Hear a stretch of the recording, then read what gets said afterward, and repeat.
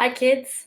You get to see me semi-live for this one because I want to model how to make our little book for some of you that may not have done one yet. Firstly, I'm not going to go through this warm-up, but I want to make sure that you know it is available in files. I also put it on our page, and it's a nice review of the things we did at the beginning of the unit, where we talked about the difference between just a change in X. This is a change in, right? This is an actual Y value.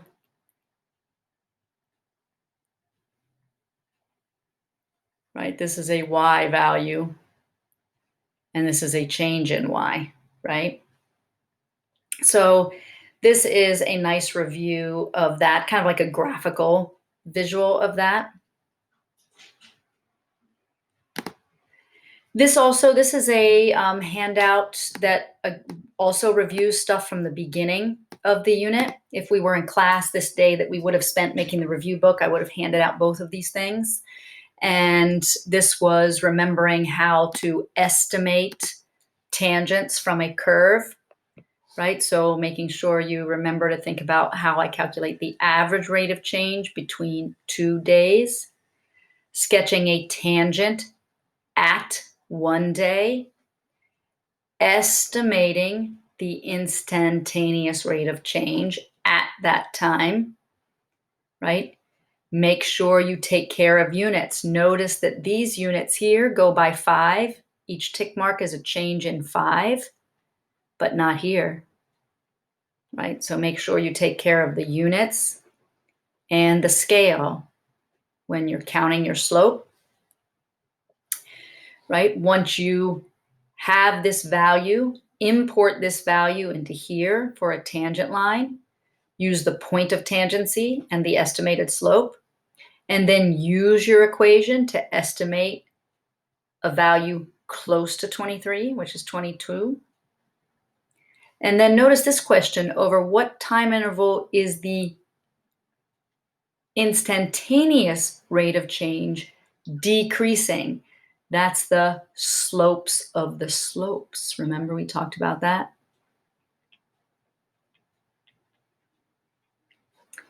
Interpret the meaning, and what they're asking you for then is, with units, interpret what is happening to the fruit fly population based on what the tangent lines are doing. What is the rate of change doing? Okay. On to our little book. Well, actually, first, I wanted to go over the topics, right? So those 2 warm-ups, along with our first quiz of this unit, right? Our quiz of this unit dealt with average rate of change and instantaneous rate of change. You figured out how to estimate them graphically, numerically from a table. And then remember, from an equation, I told you for an equation, that's when not to worry as much about that. Then, of course, then the definition of derivative. This is the last time on a test of ours that we will be asking you to write out the definition of derivative. That means do a limit, and you're either using the f of x plus h formula,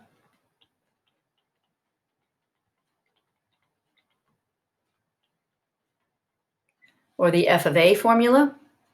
Both of those is a difference quotient. Remember, the other words are difference quotient. If I cue you with definition of derivative or difference quotient, you must do limit work. Make sure, am I asking you for a slope generating formula? So you're getting a slope formula in terms of x or t or whatever, or am I asking you actually for the slope at a point?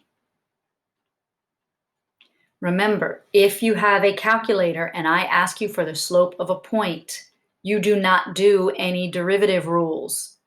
You math 8. If you have a calculator that you are allowed to use and I ask you for the slope at a point, you do not quotient rule, you do not product rule, you do not power down, you don't trig, you don't nothing. You put that equation in y1 and you math 8 it. Okay. Differentiability, what causes differentiability issues, right? In your head, you think discontinuity, corner, cusp, vertical tangent, but you justify with the limit from the left of the slopes does not equal the limit from the right of the slopes, right? The derivative from the left does not equal the derivative from the right, left, right. I can either say that graphically, hey, this is a linear function joining with a cubic function and it's a hard, right? The slopes are obviously not the same, right? And I can write it out in math notation. Position, velocity, acceleration, knowing how they are related. Position is the original, velocity is the first derivative of position. Acceleration is the second derivative of position and the first derivative of velocity. And then remember, I don't know why I don't have trig on here.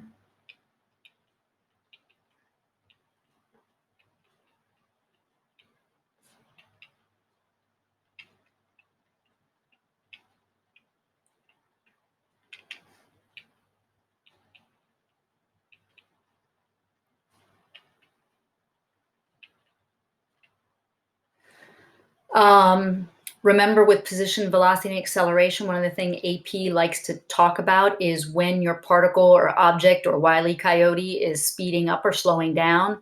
It's when the signs of velocity and acceleration are either working against one another, positive or negative, negative or positive, right? Slowing down as opposed to working together, both negative, both positive, speeding up, and how you could talk about that.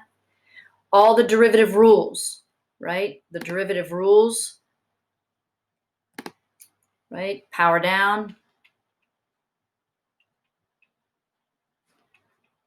product rule, quotient rule, doing it with a function, and also doing it, remember how we modeled for you AP style, right? Where they just like give it to you numerically, like they say, U of 4 is equal to 2, and V of 4 is equal to 5, and U prime at 4 is equal to -1, and V prime at 4 is equal to 1/2. And then they ask you to use the product rule and quotient rule. Don't forget about that. Then sketching graphs, we just did, right? If I give you the derivative, can you sketch the original? If I give you the original, can you sketch the derivative? Especially as we just went over in the last content, in our live sessions about, what about those differentiability issues? What does it mean when I have a differentiability in my original to the derivative graph? What if my derivative graph is not continuous? What does that mean about necessarily, right? About the graph it came from. And then, of course, your 6 trig derivative rules.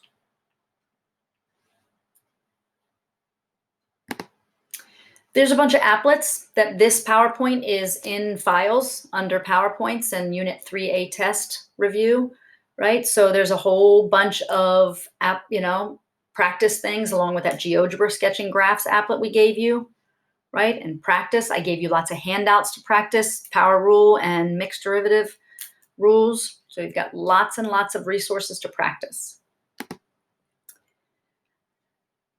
All right, so here are the review book pages, what they're going to be like. So I will show you the title pages, but first I have to show you how to make a book, right? So you need preferably a colored sheet of paper if you can find it, but if not, a white piece of paper will do. And you need to fold it hamburger style 3 times. 1, 2, 3. 3 hamburger folds. And now it looks like a little book, but it doesn't have that many pages that you see on there, right? So I have to create some extra pages. Here's how I do that. I unfold 2 hamburgers. Now the side that is folded, not this side, not the side that I can still open, the binding of the book. You're going to cut through the binding. So you're going to take some scissors and you're going to cut through the fold just to the center. Stop, stop. Then you're going to go, oh, I cut my paper, and you're going to grab it. And you're going to try to cover up the cut by making what I call a hot dog fold. So you're going to push the paper, right? You're going to push the paper back until you make kind of sort of a hot dog, right? Do you see that? Right, see how, and see what that looks like? Right, I folded it back on itself. Now I want you to go ahead and admit what you've done. You cut it, okay? So look at the cut here. Hold it this way and say, yep, there's that big old cut I made, right? Hold the like star shape kind of together and pinch these folds so that they're nice and flat, and then squish the book, okay? And now you have a cover and you have multiple pages to make your little mini review book, right? So you are going to, don't forget the material from quiz, from our Unit 3 quiz, right? The stuff that you were quizzed on. What did you make mistakes on? What cost you the most time? If we were in person, you would turn this in right as you were taking the test, and I would give you some homework points. Obviously, we're not in person, so what you're going to do is you're going to make me a little video, right? You just use your phone, right? Record a little video, or however, if you want to use your computer or whatever, and after you've made your little review book, I would really appreciate to see your face and you say, hi, Ms. Getz. I don't get to see you all individually or hear you all individually very much. So this is your chance to make me a little book and talk to us, right? Tell me, show me your cover, and then tell me about the things that you chose to put inside. I know the titles, I don't need the titles, but what did you put inside? So this video doesn't have to be to, a minute and a half, 2.5 minutes, right? Is all it is. And then we will give you some completion points for doing that, okay? So the title of your book is Derivatives Volume 1, which of course we have Unit 3B to go. So you're gonna have Derivatives Volume 2 when you're done. And then the definition of derivative is on your first page, right? Write the rule and examples, right? From your notes and warm-ups, the ones that you struggled with. Was it the fraction one? Was it the radical ones? Was it just the polynomials, right? Do an X plus H and an F of A version, right? In your notes. Then the power rule. I mean, you can write the power rule down, but in reality, try to, right, be mean to yourself and write a bunch of, right, examples of making sure you subtract and recognize in the derivative of a constant, right? Negative exponents, fractional exponents, negative fractional exponents. Product rule and quotient rule, right? Both with functions, and as I said before, in that like AP style. Your 6 trig rules, and then some examples with the trig, making sure you highlight some things that on that practice form that I gave you, practice handout. Sometimes you don't want to use the quotient rule. Sometimes you're going to overlook the product rule if you're not careful. Position, velocity, and acceleration. What are the types of questions? And I told you to focus not so much on the book homework for how we're going to test you on that, but on our handouts. The classwork handout and the Wile E. Coyote handout. And then the back. Sketching derivative graphs, right? Give some examples of going both ways, especially with any of those differentiability issue questions. Now, I didn't make any pages for the beginning of the unit, like, you're estimating from a table, estimating tangents, average rate of change, instantaneous rate of change. I didn't necessarily put in here the higher order derivatives, your second derivative, your third derivatives, right? I would expect you, when you were, for instance, doing the power rule examples, do some second and third order derivatives in there. If you want to fit in a page of, put 2 pages together, maybe you want to put the product rule and quotient rule together, and you want a page for estimating tangents from, your from tables and from graphs and what you might be asked on that, and using your tangent line, feel free. It really is your book. I don't, I'm grading it on completion, not on whether it's exactly as I would do it, because how I would do it might not be exactly what you need to study for your test. This is a tool for you to use for this test, and also for you to pull out in May as we start to get ready for the AP exam. Having a bunch of little review books is a nice way for you to organize how you're going to study and where you're going to put your focus. Okay, so that's it for making a little review book. See you later.